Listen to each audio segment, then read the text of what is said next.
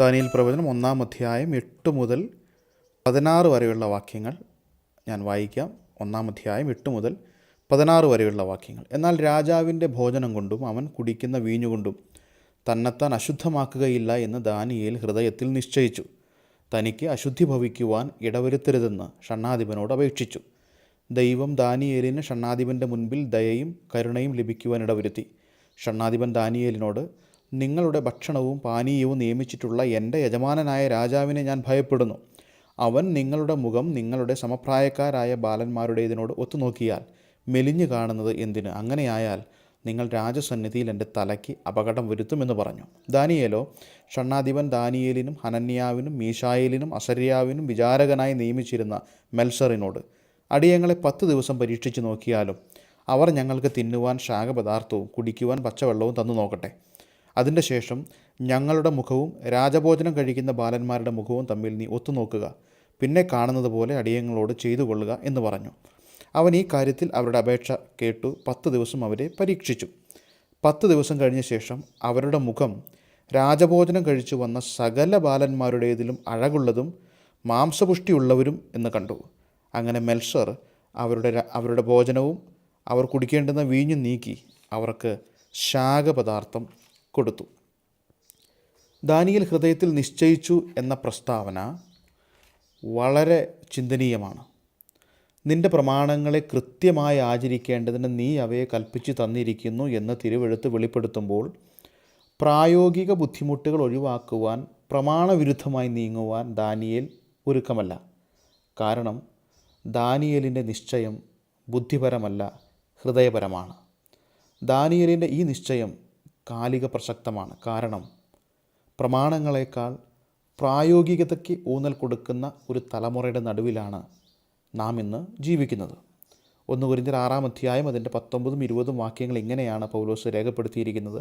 ദൈവത്തിൻ്റെ ദാനമായി നിങ്ങളിൽ ഇരിക്കുന്ന പരിശുദ്ധാത്മാവിൻ്റെ മന്ദിരമാകുന്നു നിങ്ങളുടെ ശരീരമെന്നും നിങ്ങളെ വിലയ്ക്ക് വാങ്ങിയിരിക്കുകയാൽ നിങ്ങൾ താന്താങ്ങൾക്കുള്ളവരല്ല എന്നും അറിയുന്നില്ലയോ? ആകയാൽ നിങ്ങളുടെ ശരീരം കൊണ്ട് ദൈവത്തെ മഹത്വപ്പെടുത്തുവിൻ.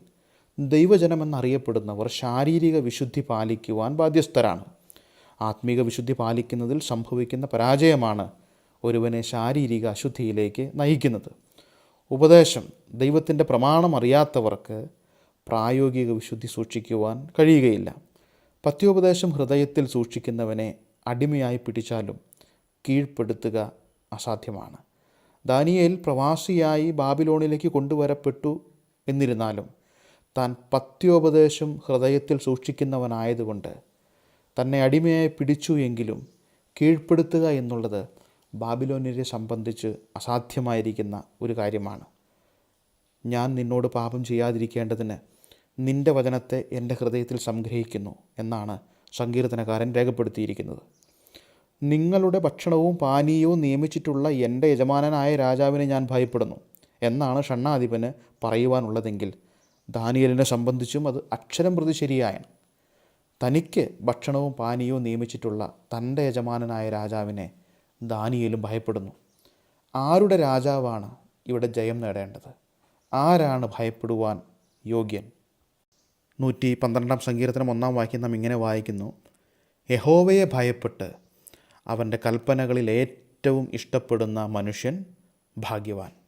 ഭയം ഒരു ഭാഗ്യാവസ്ഥയാകുന്നത് യഹോവയെ ഭയപ്പെടുമ്പോഴാണ്. യഹോവയെ ഭയപ്പെടുന്നവൻ ജീവിതത്തെ വിശുദ്ധിയിൽ സൂക്ഷിക്കും. ദേഹിയെ കൊല്ലുവാൻ കഴിയാതെ ദേഹത്തെ കൊല്ലുന്നവരെ ഭയപ്പെടേണ്ട, ദേഹിയെയും ദേഹത്തെയും നരകത്തിൽ നശിപ്പിക്കുവാൻ കഴിയുന്നവനെ തന്നെ ഭയപ്പെടുവിനെന്ന് മത്തായി സുവിശേഷം 10-ാം അധ്യായം 28-ാം വാക്യത്തിൽ നാം വായിക്കുന്നുണ്ട്.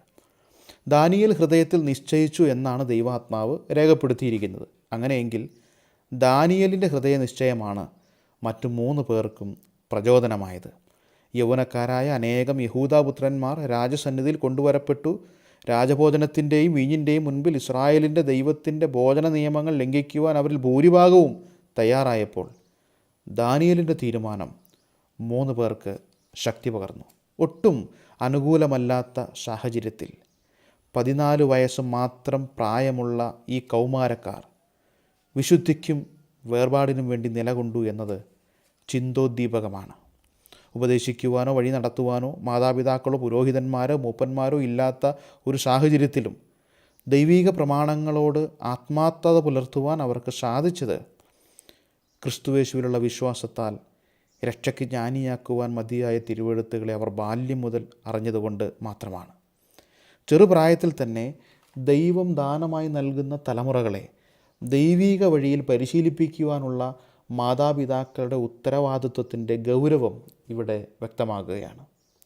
ജീവിതത്തിൻ്റെ ഏത് കഠിനമായ സാഹചര്യങ്ങളിലൂടെയും പ്രതിസന്ധികളിലൂടെയും തലമുറകൾ കടന്നു പോകേണ്ടി വരുമ്പോൾ അവർക്ക് ഉറപ്പോടെ നിൽക്കുവാൻ കഴിയണമെങ്കിൽ ചെറുപ്രായം മുതൽ തന്നെ ദൈവവചനത്തെ അവരുടെ ഹൃദയത്തിൽ നിക്ഷേപിക്കേണ്ടതുണ്ട്.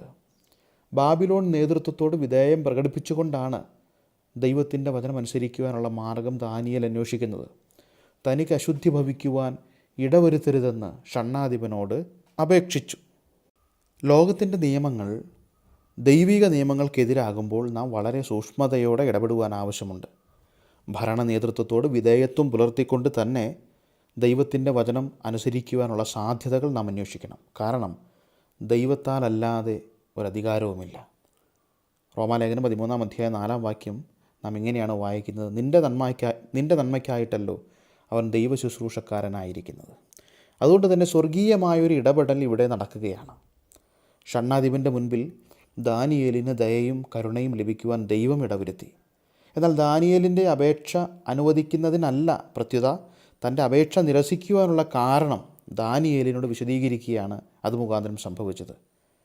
ചിന്തിക്കണം, തൻ്റെ അപേക്ഷ നിരസിക്കുവാനുള്ള കാരണം ദാനിയേലിനോട് വിശദീകരിക്കേണ്ട ആവശ്യകതയോ ബാധ്യതയോ ഷണ്ഡാധിപനുണ്ടായിരുന്നില്ല. എങ്കിലും എന്തുകൊണ്ട് അപേക്ഷ സ്വീകരിക്കുവാൻ കഴിയുകയില്ല എന്നത് തുറന്നു പറയുവാൻ ഷണ്ഡാധിപൻ തയ്യാറായി. തൻ്റെ തലയ്ക്ക് മാത്രമല്ല, ഒരുപക്ഷെ ദാനിയേലിൻ്റെ തലയ്ക്കും ആ തീരുമാനം അപകടം വരുത്തുവാനുള്ള സാധ്യതയുണ്ട്. അശ്പനാസ് തൻ്റെ അപേക്ഷ അനുസരിച്ചില്ല എങ്കിലും വീണ്ടും നേതൃത്വത്തോടുള്ള വിധേയത്വം പുലർത്തിക്കൊണ്ട് തന്നെ ദൈവത്തിൻ്റെ വചനം അനുസരിക്കുവാനുള്ള മാർഗം ദാനിയേൽ ആരായുകയാണ്. വിശുദ്ധ പൗലോസ് ഒരിക്കൽ ഇപ്രകാരം പറഞ്ഞു: അതുകൊണ്ട് എനിക്ക് ദൈവത്തോടും മനുഷ്യരോടും കുറ്റമില്ലാത്ത മനസാക്ഷി എല്ലായ്പ്പോഴും ഉണ്ടായിരിക്കുവാൻ ഞാൻ ശ്രമിക്കുന്നു. അപ്പോസ്തലപ്രവൃത്തികൾ 24-ാം അധ്യായം അതിൻ്റെ 16-ാം വാക്യം.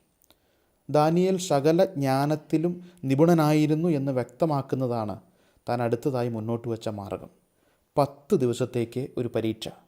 രാജഭോജനവും രാജകീയ വീഞ്ഞും ഒഴിവാക്കിക്കൊണ്ട് ശാഖപദാർത്ഥവും പച്ചവെള്ളവും കുടിച്ചുകൊണ്ട് ഒരു 10 ദിവസം. ഇവിടെ ദൈവജനം 2 കൂട്ടമായി വിഭജിക്കപ്പെടുകയാണ്. പ്രമാണങ്ങൾക്ക് വില കൽപ്പിക്കുന്ന ദാനിയേലും ഹനന്യാവും മീശായേലും അസര്യാവും ഒരു ഭാഗത്ത്, മറുഭാഗത്ത് പ്രമാണങ്ങളെക്കാൾ പ്രായോഗികതയ്ക്ക് ഊന്നൽ കൊടുക്കുന്ന മറ്റുള്ളവരും. ഹീനകാര്യങ്ങളെ വിട്ടകന്ന് തന്നെത്താൻ വെടിപ്പാക്കുന്നവൻ ഉടമസ്ഥന് ഉപയോഗമായ നല്ല വേലയ്ക്ക് ഒരുങ്ങിയിരിക്കുന്ന മാനപാത്രമായിരിക്കുമെന്നാണ് പുതിയ നിയമം വ്യക്തമാക്കുന്നത്. ദാനിയേലിൻ്റെ തുടർന്നുള്ള ജീവിതം ഈ ഉപദേശത്തിൻ്റെ നേർക്കാഴ്ചയാണ്. യൗവനമോഹങ്ങളെ വിട്ട് ശുദ്ധഹൃദയത്തോടെ കർത്താവിനെ വിളിച്ചപേക്ഷിക്കുന്ന 3 സുഹൃത്തുക്കളോട് ചേർന്ന് നീതിയും വിശ്വാസവും സ്നേഹവും സമാധാനവും പിന്തുടരുക എന്നതായിരുന്നു ദാനിയേലിൻ്റെ നിശ്ചയം. ഇവിടെ വിഭജിക്കപ്പെട്ട 2 വിഭാഗക്കാരും ന്യായപ്രമാണത്തിൻ്റെ കീഴ് വളർന്നവരാണ്. എങ്കിലും ദൈവത്തെ പ്രസാദിപ്പിക്കുവാനുള്ള നിശ്ചയം, വാഞ്ച ദാനിയേലിനും കൂട്ടുകാർക്കും മാത്രമാണ് ഉണ്ടായിരുന്നത്. അതിനാൽ അവർ ദൈവത്താൽ അനുഗ്രഹിക്കപ്പെടുകയാണ്. ഈ പ്രത്യേക സംഭവം ദൈവജനത്തിനൊരു പാഠമാണ്. ബാബേൽ പ്രവാസം എന്ന ന്യായവിധിക്ക് കാരണം അനുസരണക്കേടാണ്. എന്നാൽ ശിക്ഷണ കാലയളവിൻ്റെ സമയത്തും ദൈവത്തിൻ്റെ വചനം അനുസരിക്കുവാൻ തയ്യാറാകുന്നവർക്ക് വേണ്ടി പ്രവർത്തിക്കുവാൻ ദൈവം ഒരുക്കമാണ്. വചനമനുസരിക്കുന്നവരെ ദൈവം സൂക്ഷിക്കുന്നു. തന്നെ ആശ്രയിക്കുന്നവരെ അവൻ എന്നും എന്നും നിലനിർത്തുന്നു.